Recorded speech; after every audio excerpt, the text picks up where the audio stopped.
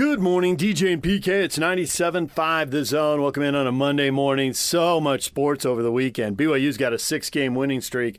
Another awesome performance. They blew West Virginia off the floor in the second half. Utah blew Arizona State off the floor in the second half. Not so good for the Aggies. They got hammered pretty good. As far as the Utah Hockey Club, it was a good week. They won 3 out of 4. Now, they did lose to the New Jersey Devils Saturday night.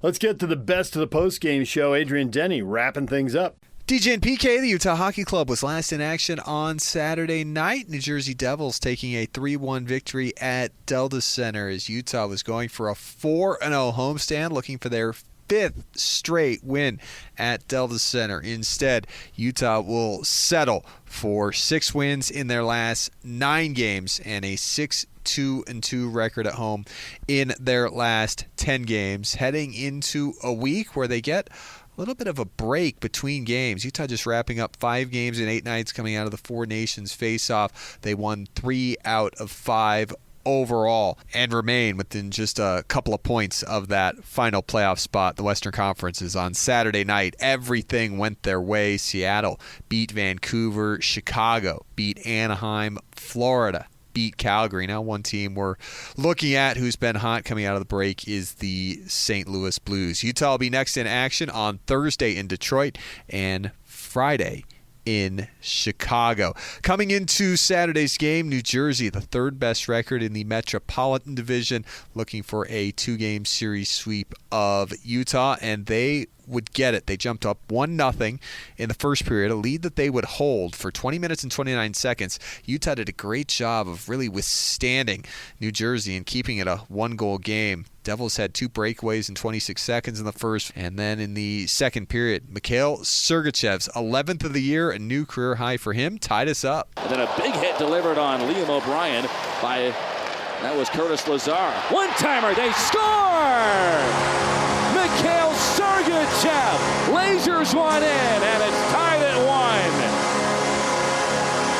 1. Devils got a goal 14 seconds into the third period to get the lead back as the puck at the Utah offensive blue line kind of got away, and New Jersey would take advantage of it, and then they made it 3-1 with under 8 to go. Utah late power play, unable to score, and they take the loss on Saturday night. Let's hear from head coach Andre Tourigny after this one. Again, Utah making a bid for a perfect 4-0 homestand. Thought they had the perfect game plan in place, just didn't get it quite executed, as you hear from Andre Tourigny right here. The first takeaway is there's a really good team on the other side, and they played a really good game. They played with a really high pace, and credit to them. Having that said, I think when you are in those kind of a game, you need to raise to the occasion. I think our level of focus and detail on what we knew they will do were not high enough. I think we went in that game wanting to play our game, which is fine, but you need to know as well exactly the detail of how you need to play against each opponent, and I didn't like our level of focus on those. And it was 3 goals against, but just what did you think about Vejmelka holding them in there for the game? At key moment, it was great. First period, I think we were in deep water, and he made key save. He kept us there and allowed us to get back and tie the game. And it's a really good team. It's a tight game. I'm not forgetting the fact we're 5 games in 8 days, and we're at the end of it, and will be a welcome break for us to regroup, recover. But at the same time, in life, you win or you learn, and it's important. We need to have a few. We had a few lessons in that game, and we cannot pass by. Speaking of learning lessons, does this seem like a game where you kind of learn how to play against a playoff team and kind of see where you're at against a playoff team? Yeah, but we did. Minnie is, Ben is, Elliot. I think we had a great stretch. We played good since we're back from the break. I think the boys had a really high compete tonight. We worked. That was not at fault at all. I like the desire. I like the fact we were resilient. I like the fact we were engaged. at a certain level, but mentally we need a little bit more. We need a little bit more details. We need to be a little bit more engaged in those details. How did you like Liam O'Brien's game tonight? It was great. He was simple, direct, great play on the goal, but more than that, he got on the forecheck, got in there, did a great job. You mentioned the details. What specific things would you have liked to see him raise? The team on the other side is second best gap in the league. What does that tell you? That's mean you won't enter with the puck. So what do you have to do with the puck? You need to put it behind and go to work. We tried to enter with the puck during the entire first period. How that went for us? Not really good. We started the third period exactly the same way. We tried to make a play at the blue line, get cut, boom, puck, the back of our net before the end of the first shift.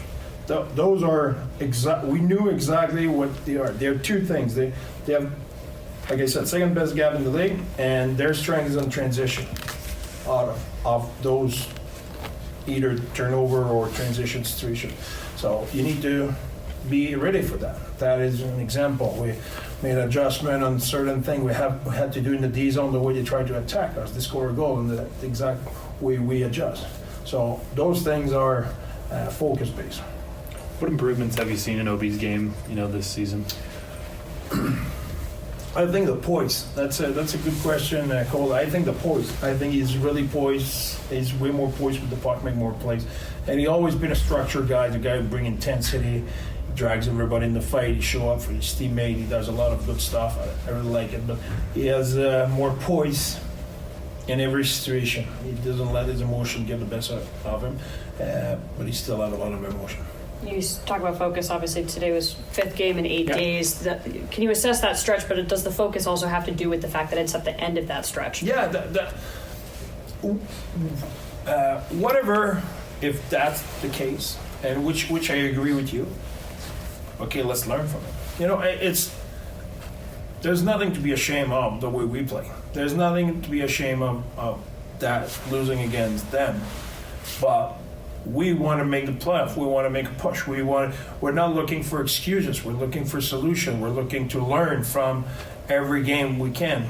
Win or lose, we want to learn. We want to get better. I think our guys, like I said before, they were resilient. They fought. They wanted to win.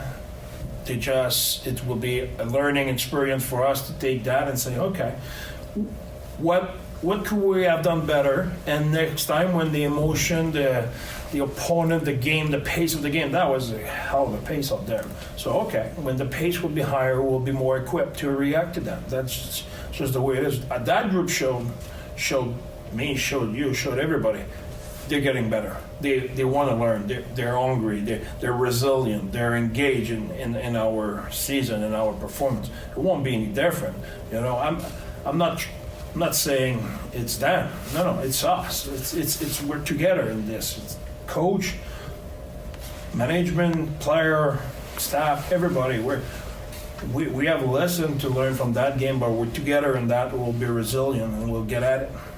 Just going back to Familka, do you think it's good for the team or helps the team having a consistent goaltender every night in terms of what to expect? What's important is to have a good goaltender every night, and we have that. We had that this year, I think. Both Higgy and Reggie's been really good. Having that said, are they perfect? Who is? Coach? No. Player? No. Defense forward? Nobody is. So our goalie, without being perfect, they've been really good this year. That's never felt it was a problem. Thank you, Coach. Thanks, everyone. Thank you. Liam O'Brien, Spicy Tuna, had an assist and a fight on Saturday night. A really nice setup for Mikhail Sergachev, and he also dropped the gloves for the 5th time this year, now tied with Jack McBain for the team lead with 5 fights, and we heard from him after the game. Just talking, sort of, played well overall. Energy, mentality, urgency, those are the buzzwords I think that have been repeated a lot. Where do you feel like this team was tonight in those categories? Yeah, I think it's just a team on the other side that transitioned so well. So I think we could have managed the puck a little bit better and made some better decisions. But I think we worked. As far as you personally had a fight and an assist, your first assist here inside Delta Center, what did you see in that sequence for your assist? Yeah, just Sergey getting to a good spot, and he's got such a dangerous shot. So when you get him the puck, it's going to go in the net. So. And then when you have a couple days before your next game, what are the adjustments you want to take into those days to kind of move into the road trip? Yeah, I think the biggest thing is just rest. I think it's been a kind of a grind since break. So I think just doing the right things away from the rink and taking care of our bodies and getting ready to roll on the road. What led up to the fight? Just wanted to get the momentum. That's it. Coach has talked about players using their minutes wisely. When your line gets out there, what are the things you're trying to do when it turns to you guys? Yeah, I think for us it's just about being responsible. I think just about being responsible, making good puck decisions, chipping in offensively when we can, but being physical and grinding the other team down. At this point in the season, how do you make sure to move on from a loss and make sure that you guys get back in the win column as soon as possible? Yeah, I think we know where we stand here in the standings, and I don't think we'll have a problem with that. We'll be looking forward to the next game, and we'll be ready to go. Did this game seem like kind of a measuring stick against a really good playoff team? I don't know, not really. In my opinion, not really. It's a good team. I think we're a better team, but we just didn't win tonight. The team has been running with Vejmelka as of late. How much confidence do you guys have in him to kind of be back there for you? Yeah, again, tonight he was unbelievable. He made big time saves and big moments, and he's such a big part of this team, and we're just lucky to have him. Thanks, Obi. Thank you. Good coach in the room. All right, Mikhail Sergachev, a two-time Stanley Cup champion, is pretty honest after games, especially losses, and doesn't sugarcoat things. However, on Saturday, I sensed that he's pretty happy with the week that Utah just had. Let's hear from him right now. All right. We talk about energy, urgency, mentality. In those three areas of tonight's game, how do you feel you assess your team and the way those were handled? I think we performed well. Obviously, they are a great team. They're pretty fast too. So it was like two fast teams out there. They just scored more than we did. I know it's trying to get the shot first mentality a little bit more, get offense going. But on the backside, Malka giving you a shot to stay in this one. What do you think about his performance tonight? He's been unreal all season long. He's been a rock back there for us, and an unbelievable goalie. And just obviously it gives you confidence to play when you have a great goalie back there. So he makes timeless saves for us. What did you see on your own goal? Well, a hell of a pass by Tuna. And, I was in the slot, so I had to shoot it. It was a knuckle ball, so nothing special. Career high 11 goals. Is that something you really think about in your game throughout the season, or? No. Obviously I want to score as many as possible, but it's all about winning for me. And if I can contribute scoring goals, great. If not, I'll play defense. But I'm not chasing goals. Is it deflating at all when they score so fast into that third period? Not really. I think we have a resilient group, and nobody on the bench got down on themselves, and we just, I think, got more pissed off and kind of fueled us a little bit and gave us energy probably. Obviously it sucks, we don't want that to happen, but we never go down on ourselves. You guys have struggled to score at 6-on-5 this year. Is there something that's blocking you guys from that? Like, what's in the way? Other 5 guys in front. I don't know. It's hard. You go in the season and you don't really practice that much 6-on-5, but then all of our games are tight. So we practiced it a week ago, but obviously it's hard. You got to make quick decisions, shoot the puck, and bring it down to the goal line, and then try to stuff it in there. Maybe we'll work on the next practice, but obviously we're doing everything we can. 3-1 on the homestand. Just curious how pleased you are overall with how the team's played the last few games. Yeah, it's been a good stretch, but we just got to take a step back and regroup a little bit, and we have a couple days of practicing and some rest tomorrow maybe, and we'll go right back at it. But obviously it's good winning games. Thanks, Sergey. Thank you. Thanks, Game over here. So a week where Utah beat Vancouver, 2-1, Chicago 2-1, Minnesota 6-1. The homestand comes to an end with a 3-1 loss to the New Jersey Devils, snapping Clayton Keller's 6-game scoring streak. The captain, coming off of a career-high 5 points on Thursday, held off the board for a rare time and the first time in the last 7 games. Karel Vejmelka, again, between the pipes. Really nice game, allowing just 3 goals, giving Utah a chance, and just couldn't quite get anything on New Jersey, who allows the second fewest goals in the National Hockey League at under 2.5 a game coming in to the contest on Saturday. Utah back at home a week from tonight, hosting Toronto. A week from Wednesday, hosting Anaheim. UtahHockeyClub.com for any available tickets. And again, back in action Thursday in Detroit and Friday in Chicago. There's the best of the postgame show. When we come back, nice win for BYU, 6 straight. Good win for Real Salt Lake as they get their first win of the year. And Jared Calhoun, another rough one on the road. We'll get to all of that next. Stay with us. Good morning, DJ and PK. It's 97.5 The Zone. Well, Real Salt Lake wins at home. They beat the Sounders, as they've done for about a decade and a half now. Haven't lost to them in more than 10 years. So, how did they do it? Well, they got a couple goals. They got a shutout. Pretty straightforward. Here's Pablo Mastroeni after the win. The luck has been kind of going against us in the early part of these first 3 games, but I think today, again, putting balls in dangerous areas, getting guys, and again, something that we've emphasized was getting numbers in the box. And, Deej makes a run in the box that attracts the center back. That, again, these type of actions are what, we've been talking about in the last couple of days to make sure that we're not putting the burden on the 9 to score the goal, but we are creating havoc in front of goal and good delivery. So that's the stroke of luck we needed. But I thought, there's a lot of good stuff in this game, and what I really enjoyed was not only the second goal because I thought it was class, but really how we saw the game out in a more mature fashion. And again, with a group that's relatively young, in particular up front, it's really important that we learn real quickly how to see out games. And I'm really proud of the way the guys held in there against, again, for me, it's going to be one of the best attacking teams in the league. And to keep them off the board, to dig in their heels and make plays defensively when we're up 2 makes me really proud.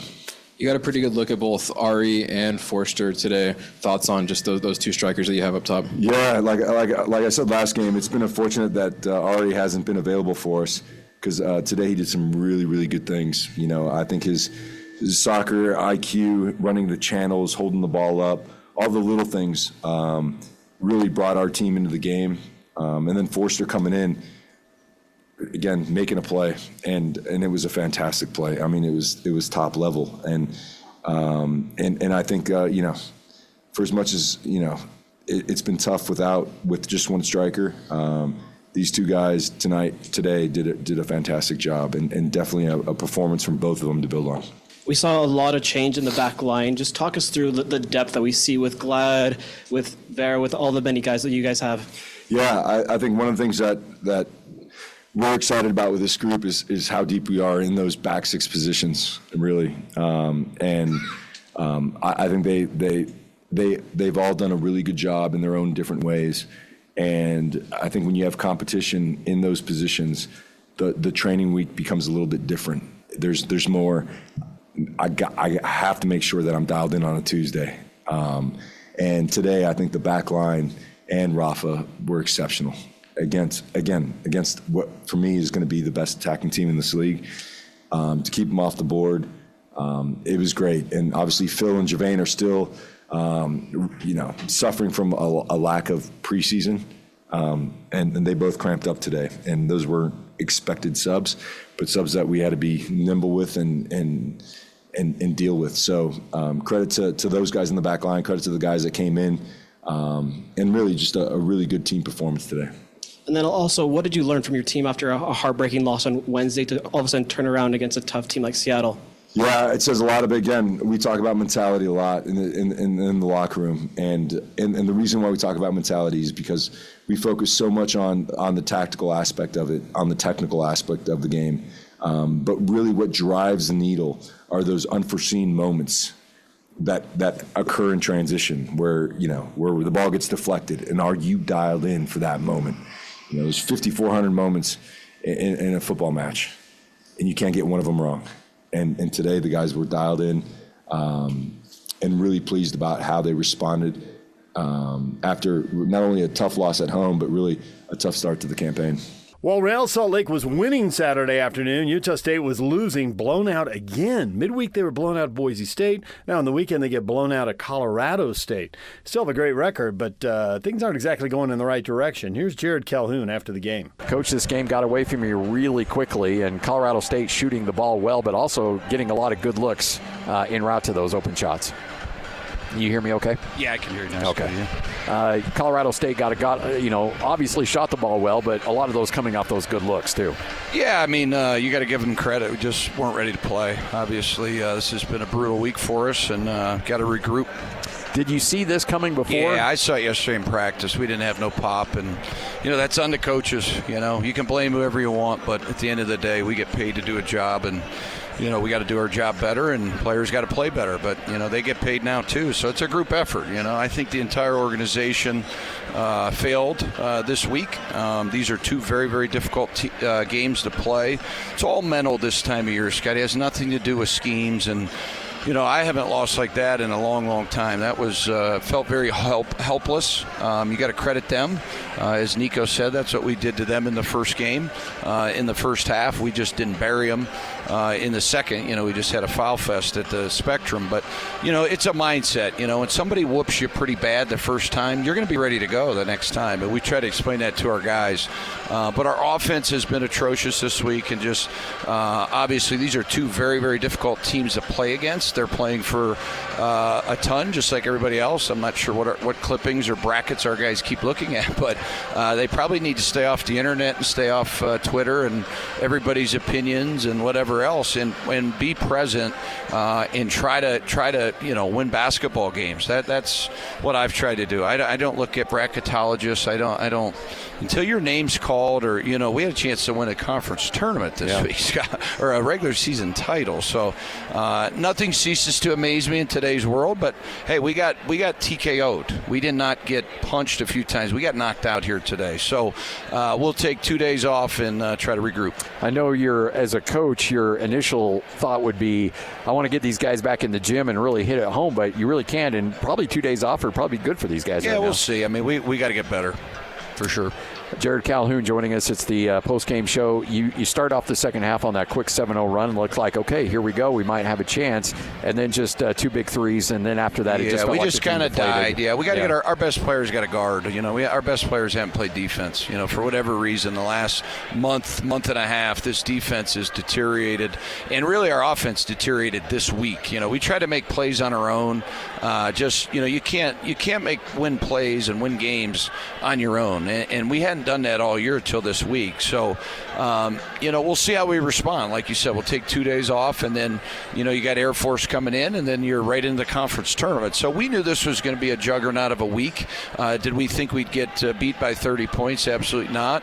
But it happens, and now how do we respond after a disastrous week? I know how I'm going to respond is watch some tape, figure it out, have some individual meetings, some group meetings, and try to get these guys positive heading into the final 2 games. I know the answer to this question is both, but you were the number 1 assist team in the Mountain West. You had 0 assists at halftime on the 7 made field goals. You only end up with 8 for a team that averages 18 on the season, and they were moving the ball well. Is that them defensively or you offensively? I think you have to first start credit them for sure. I mean, Colorado State's been a great defensive team all year.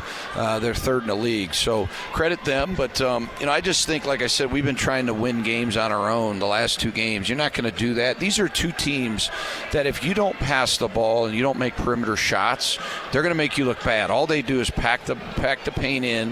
They overhelp on every possession, so you have to have awareness out there, pass the ball, and we just didn't do that, Scott. For whatever reason, just a disastrous week. I don't really know what else to say. If somebody says, hey, what happened? I don't know. If I knew, it wouldn't have happened, right? So things happen to you. It's how you respond in life.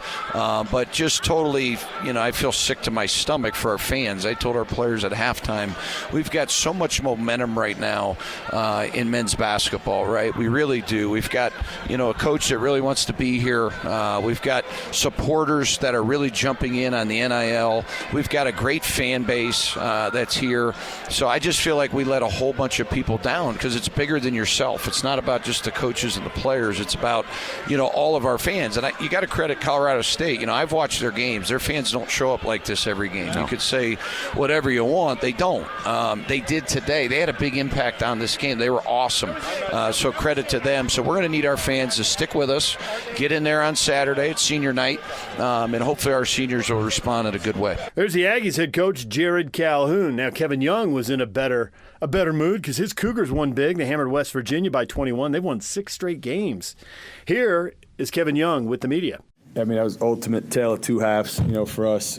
First half, our defense held us down while we were trying to figure out, how to get in some kind of an offensive rhythm. And in the second half, our guys, attention to detail coming out of halftime where we just said, hey, let's get to the rim. They're going to take away the three-point line. They don't have a ton of shot blocking. Just get to the rim. And we had a determined group that was that did that, and that was the difference in the game. And until that little bonanza they had at the last couple minutes of the game, I thought our defense was really good in the second half too. So it's a hard team to play. Javon Small's a really good player. And so it was a good response after kind of a slugfest first half. We'll open up for questions. I felt like Mag defended Small pretty well tonight. What did you like from his performance in the defensive end? Just his motor, his will, his determination, his feel defensively is really special. At this point, I just try not to get in his way. I just say, go do your thing, and if I see something, I'll tell you. Otherwise, just go do your thing. And so he's gained a lot of trust in our locker room. And then being able to kind of tag him out and put Trey in there as well, kind of this two-headed monster has been good for us. Thought Trey came in and did a good job as well. But, Woods, he's a tough guy to score on. And then also, I thought we did a good job behind it as well. It's not just the guy guarding him. It was all 5 guys. Thought we forced him to shoot 18 threes in the first half, which is not something that they normally do. So good job executing the game plan. Coaches love to have options when you have Foose where you can turn to him in a game like this where you need some interior scoring. What kind of luxury is that to be able to use him like that? Huge luxury. He was start out the year really good, kind of hit a little bit of a midseason funk, and then I think he's definitely played himself out of that. Not just tonight, but I think even a couple games leading up to this, he's been better. Him and Dallin's chemistry together is really impressive. But if they're going to play him one-on-one, he's such a force down there. But it is a huge luxury, and kudos to our guys for just trying to figuring out ways to we have different ways we can score. We're not a one-trick pony. I think tonight that was on full display. It's the second time the bench points in the West Virginia game have outscored. Why is this depth going to be so important now as you get deeper in March? I think going back to what I was mentioning before, just we're not a one-trick pony. We don't have to rely on one way of scoring or one guy to score. Or one guy to stop the other team's best player. I think I personally have gained a lot of confidence in our entire roster, which, as I've said in here before, it makes my job harder, honestly, because I got to try not to screw it up and play the right guys at the right time, and our guys have to have patience and humility and a winning attitude in order to let me do that, and this group has, and that's something I definitely don't take for granted. Do you have any update on status? No, I don't. He's going to get it looked at tomorrow, but I think it's more positive than not from what I've been told. He seemed like he was in good spirits after it. He was sitting on the bench in that second half. What was it like just kind of having him around even though he knew he was going to play? I love Cannon, man. He's a sweetheart of a kid. He's had an up and down year, and it hasn't changed him. There's a lot to be said about that, especially for a highly touted young man like he is. And so I love Cannon, sweetheart, and the fact that he was out there cheering his teammates on and with that, bright smile, I think was cool. There's BYU basketball coach Kevin Young. We're going to take a break. When we come back, the Best of the Jazz post-game show. That's next. Good morning. DJ and PK is proudly presented by our title sponsor, Black Desert Resort, Utah's premier golf resort. The Utah Jazz blow a lead in the fourth quarter, lose to the Pelicans.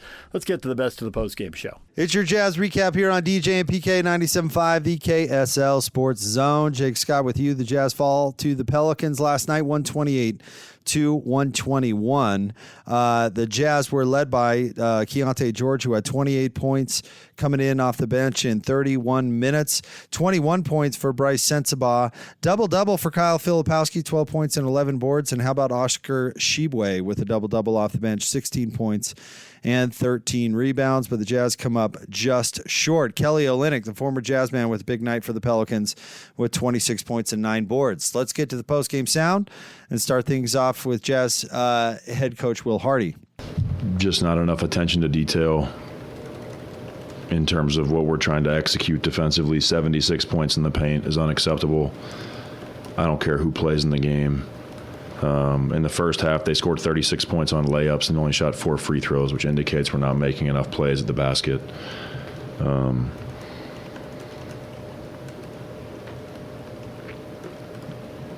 It's a moment of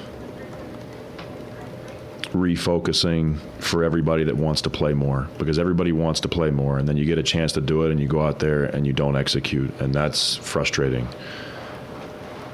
I'm empathetic to everybody that wants more. I think wanting more is a natural human thing, and I think we should all want that, whatever your job is. Everybody wants a promotion. Everybody wants to get paid more responsibility. And in team sports, that's a very real thing. Everybody wants more minutes. You want more opportunity. And so you have to be ready when you get it. I don't expect every shot to go in. I don't expect our basketball skills to be perfect at all times, but I do expect this job to be treated with the respect that it deserves. And I love all the guys in the locker room. They're human beings. It wasn't their best night. But the frustrating part is that there's so much opportunity on our team right now, and all of these young players are getting an opportunity to show us who they are, what they are, and that opportunity needs to be met with the desperation that it deserves, because the NBA will stop for no one. Everybody's got a scrapbook. No one cares what your resume was before you got here. I don't care how many points you scored in high school. I don't care what you were ranked coming out of high school. It doesn't matter where you played in college. It doesn't matter how many wins you got in college. It doesn't matter how many points you scored in college. Your Instagram followers mean nothing to me. This is a job, and we want to win. And I recognize that we're in the developmental stage of our team. But this is a profession, and it needs to be treated as such. And so it's a frustrating night. And I didn't set a good example at the end because I let my emotions cloud my brain, and I called a timeout when we didn't have one. I'm lucky that didn't cost us the game, because it very well could have. And so it's a moment for me to understand that, like, I have a responsibility to the team to not let my emotions get to a point where my brain is fogged. I'm not disappointed in our team very often. I think there were some guys who really played great. Oscar deserves a shout out. He played incredibly hard and gave our team a really big lift. I thought he guarded Zion very well. His strength really showed up in those moments. But as a whole, I just think that our attention to detail was poor. Can you kind of explain what was missing, especially in the paint, that you would like to have seen? Zion got to play one-on-one way too much. We didn't direct the ball we didn't have secondary players in shift enough. And then around the basket, we had too many people get out of the way. I understand that Zion is a big athletic person and that him jumping into you probably isn't going to feel good, but that's part of the job. We have to protect the basket as a team. It's never going to be about one person, and we needed way more physicality in the 6 feet around the basket, kind of a couple feet outside the charge circle and in. I just don't think we had that tonight. I think we had people that were late, and then when we were there, we had too many people jump out of the way. It wasn't just Zion that scored in the paint. I mean, Kelly, who I love, was Wilt Chamberlain for a minute. I mean, he's just ducking in on every play, getting a layup. It's unacceptable. Like, there's no words to describe some of those plays. And I don't mean that in a way to slight KO, but there's no way that he should be dominating the paint like he did early in the game. You have to come to the games desperate. You have to come to the games with the respect of your opponent. Like, you're playing an NBA team. These are good players. They're not going to get out of your way. They're not going to let you off the hook. And I just felt like in the beginning of the game, we just kind of followed him around. So yeah, there's a lot of little things that add up to when I say like the attention to detail. It wasn't one concept. It was just sort of the collective force that we put on the game. Zion's physicality is the obvious thing that stands out, I guess, when you're prepping for this type of team, but also his playmaking. He had 9 assists tonight, he had 11 the other night. Do you think that's kind of an underrated part of his game when you are playing the Pelicans? Yeah, he's done a much better job,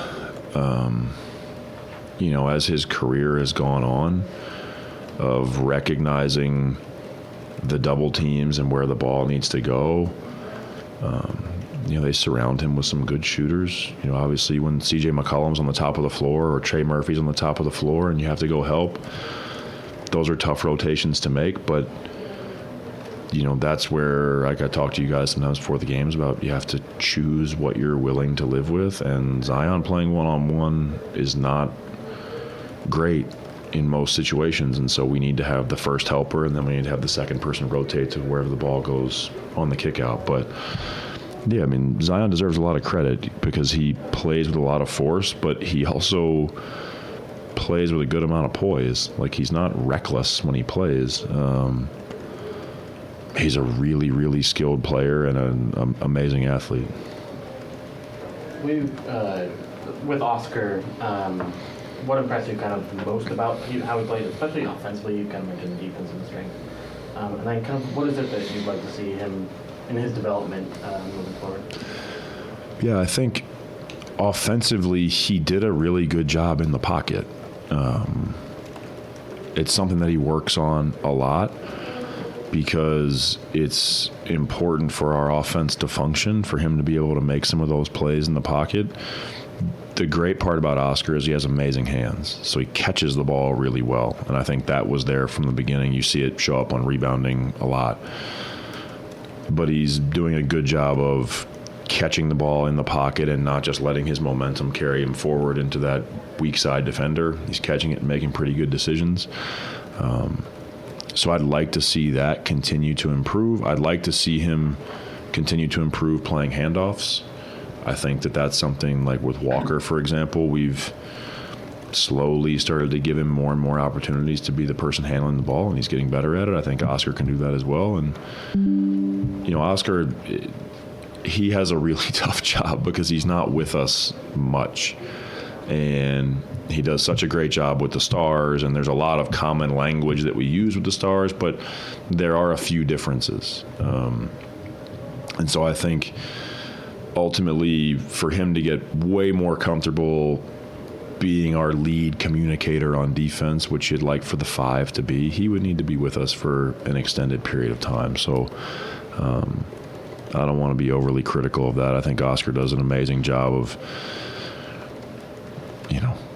going back and forth and he gets thrown in the rotation tonight and gets 21 minutes, and I thought he handled himself great. Specifically, speaking of Oscar's defense, you had mentioned probably 2 months ago about him improving his body position and angles when players are going downhill. Tonight, did you see that kind of change? He did a good job on Zion for sure, which in that entire matchup is about angles. So I think tonight was a good example of him doing a good job on the ball of those angles. I think the next piece is when he's in more of a drop defensively or he's on the weak side, how he rotates with his body position. But tonight he did the best job of anybody in terms of giving Zion the appropriate amount of space, but not just letting him get a running start at him, and then picking his angle and bracing up for contact. I mean, Oscar's physical strength really stood out in the game tonight. There's Jazz head coach Will Hardy. Let's now move on to the players. Here is Kyle Filipowski. Yeah, I mean, they're super important, especially when it's us young guys playing and going through these experiences. They're definitely going to be plenty more situations like these in the future. And so just getting that experience now, trying to, come out on top in these experiences with these guys, I think it's just really important to key in on the main details and just try to, get that win. I feel like every game we're looking at seeing how you improve in a lot of ways, but your playmaking, 7 assists tonight, and the types of ways you're finding your teammates. How is that like expanding for you on the court each and every game? Yeah, I mean, like you said, just every game getting more comfortable with each and every guy. I think they have gotten to know my game better as well. So I think it's just that chemistry, that cohesiveness is just growing every day, and we're just able to play off of each other a lot better. Kyle, what are you learning about how much strength it takes to play defense in the NBA? Yeah, I mean, especially these last 3 games. They were very different type of players I was guarding than usual in the games before these ones. But yeah, I mean, it takes a lot. The spacing. There's so much spacing in the NBA where you may not think I'm trying because of how he gets by me on defense at times, but that's just the reality of the NBA, and just trying to get stronger, know each player and how they play better, things like that. So I think kind of just getting the mixture of the different types of players is really good for me. That way I can just keep expanding how I play defense, with my mind as well, and what I need to do to adjust to different types of players. That's Kyle Filipowski. Let's now move on to Oscar Tshiebwe. It was good. Everybody was talking to me. It was not easy. Like, I stay a little bit nervous. I still trying to figure it out because this is a different level. But the more I was playing, the more game goes on, I start building up, getting confidence, and say, wow, it's not like that crazy. So I start building up, and I just wanted to dunk every ball because if you're trying to lay it up, they're going to block that. Go up and dunk. That's what I did. What do you feel like you've grown the most while playing in the G League? I grow the most decision making. It's getting better. Catching the ball. Sometimes I just catch a ball, look down. Right now, catch a ball, I'm looking at who's open, who's coming. That one is getting better. And it's a quick second, poop, you look, make a quick decision. You go to the rim, they come and help kick it out. Position again, decision making. And I'm getting better on defense too. Guarding one-on-one sometimes is getting better too. I gotta be more loud. I'm just not loud. I gotta get better on that. Yeah. How do you get better at that? Practice is screening the practice. Left, right. Just be loud. It's just something like these are issues even I had in college. Coach, you say you are too big. Your voice is so little.